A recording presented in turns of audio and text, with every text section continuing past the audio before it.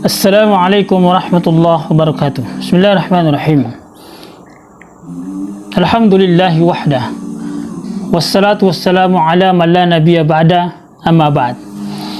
Alhamdulillah, kita bersyukur kepada Allah Subhanahu wa taala. Kemudian kita berselawat atas Rasulullah Muhammad sallallahu alaihi wasallam. Allahumma salli ala Muhammad wa ala ali Muhammad. Saudara sekalian yang dimuliakan Allah Subhanahu wa taala, kembali kita akan melanjutkan kajian kita tentang bagaimana Islam berbicara tentang kesehatan. Bagaimana konsep kesehatan di dalam Islam itu. Kalau kita melihat sejarah,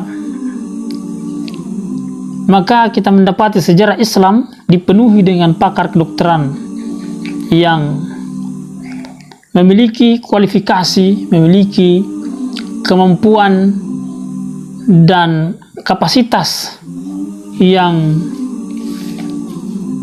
tidak diragukan, di mana hasil-hasil karya mereka menjadi rujukan dari berbagai perguruan tinggi kedokteran di dunia, baik itu perguruan tinggi kedokteran Islam maupun perguruan tinggi kedokteran yang ada di Barat, yang ada di Eropa.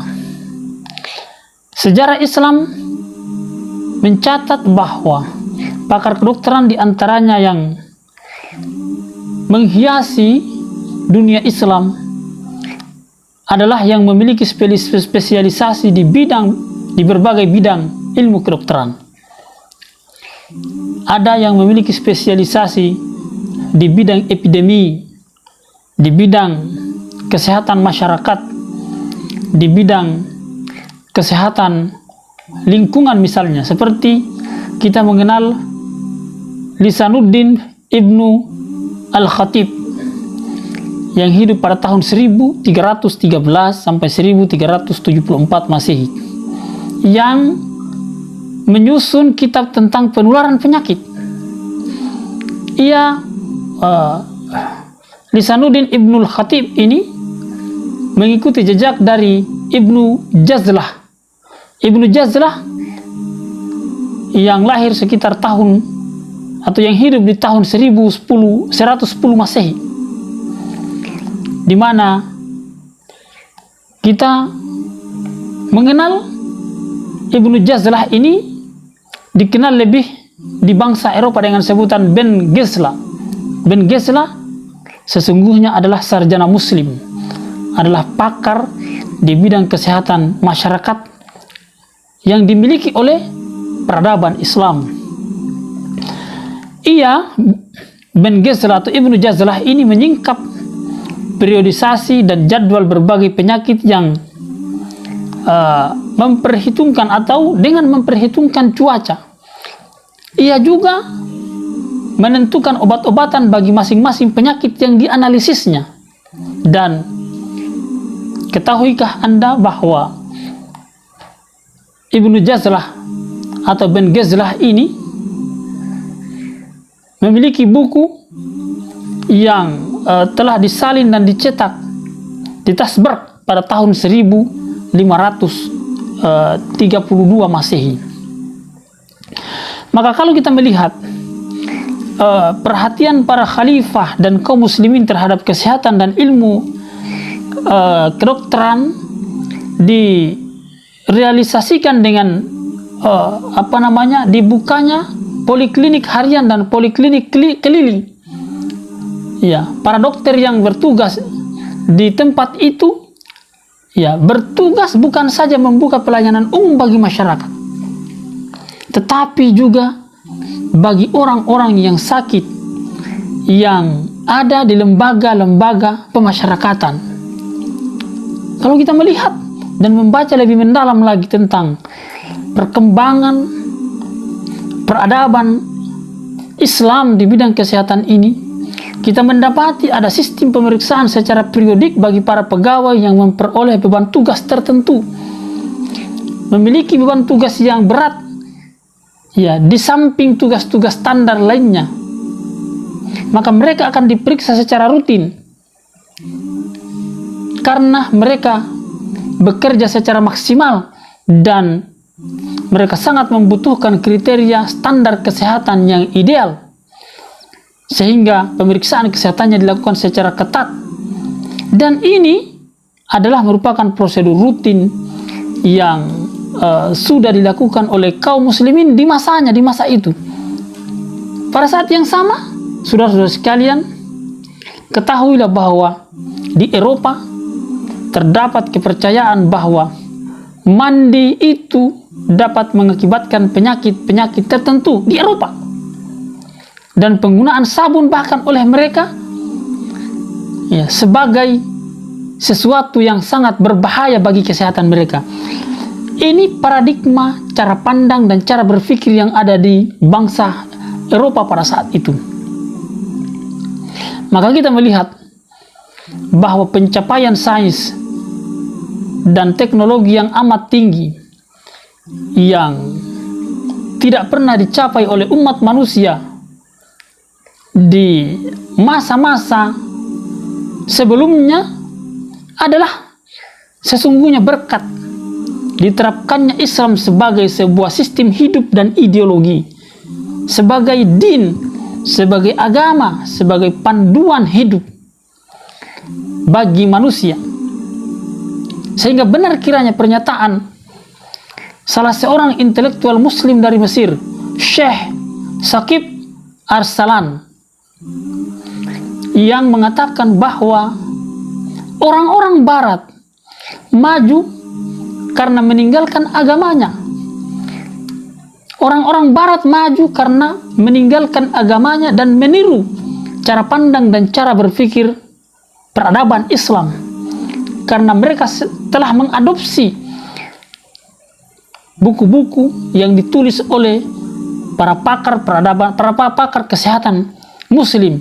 Adapun kaum muslimin mundur karena mereka meninggalkan agamanya. Kaum muslimin mundur karena mereka meninggalkan Al-Quran. Kaum muslimin mundur karena tidak lagi memperhatikan petunjuk-petunjuk dari Rasulullah Sallallahu Alaihi Wasallam. Maka kita ingin mencoba untuk menyajikan, kita ingin mencoba untuk melakukan kajian kembali tentang peradaban Islam di bidang kesehatan ini, sehingga kiranya kita dapat mengungkap kembali bagaimana sesungguhnya ulama-ulama Islam, para pakar di bidang kesehatan, ya, orang-orang muslim yang mengalami masa kejayaan di masa itu kembali bisa kita munculkan di zaman sekarang ini, sehingga kita bisa kembali meraih kemajuan peradaban di bidang kesehatan itu. Saudara sekalian yang dimuliakan Allah Subhanahu wa taala, maka ini penting bagi kita sebagai sarjana di bidang kesehatan masyarakat yang memiliki, ya, kesadaran untuk kembali mengkaji dan membahas, meneliti apa-apa yang pernah dikembangkan, apa-apa yang pernah, ya, menjadi, ya, bahagian dari kemajuan peradaban muslim pada saat itu, khususnya di bidang kesehatan.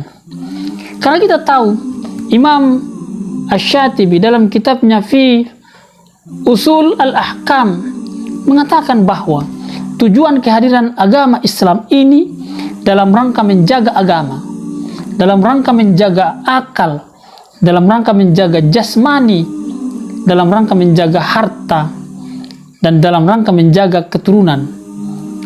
Setiap usaha dalam rangka memenuhi 5 hal tersebut, walaupun tidak disebutkan di dalam Al-Quran dan Sunnah, dan sesungguhnya memang telah disebutkan di dalam Al-Quran dan Sunnah, maka itu dapat kita wujudkan kembali dengan ini izin Allah subhanahu wa ta'ala. Bahkan kemudian guna melaksanakan 5 tujuan Islam tersebut, sungguh saudara sekalian, kesehatan memegang peranan yang sangat penting, memegang peranan yang begitu besar dalam kemajuan peradaban Islam itu. Karena sungguh tanpa ada kondisi sehat dalam badan, tanpa ada kondisi sehat dalam emosional, tanpa ada kondisi sehat dalam spiritual, maka berbagai upaya untuk memenuhi kewajiban-kewajiban pokok, berbagai kebutuhan untuk menggapai kemajuan peradaban itu mustahil untuk dilaksanakan. Oleh karena itu Islam menekankan pentingnya kesehatan ini. Islam sangat perhatian atau memiliki perhatian yang besar terhadap hal-hal yang berkaitan dengan kesehatan ini.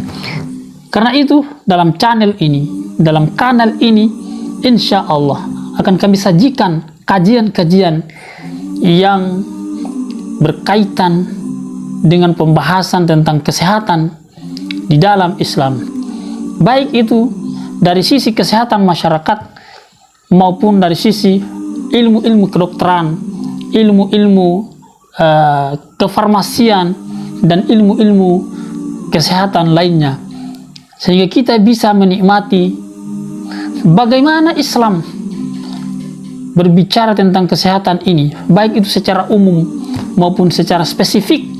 Nanti akan kita kaji secara perlahan-lahan di dalam channel ini.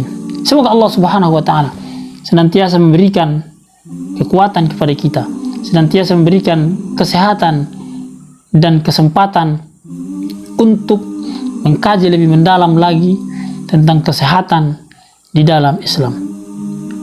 Syukran wa jazakumullahu khairan.